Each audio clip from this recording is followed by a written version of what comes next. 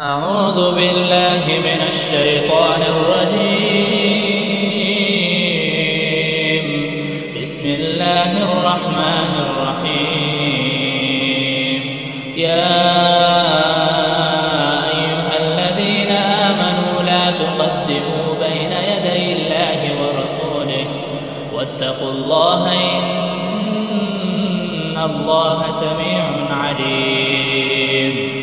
يا أيها الذين آمنوا لا ترفعوا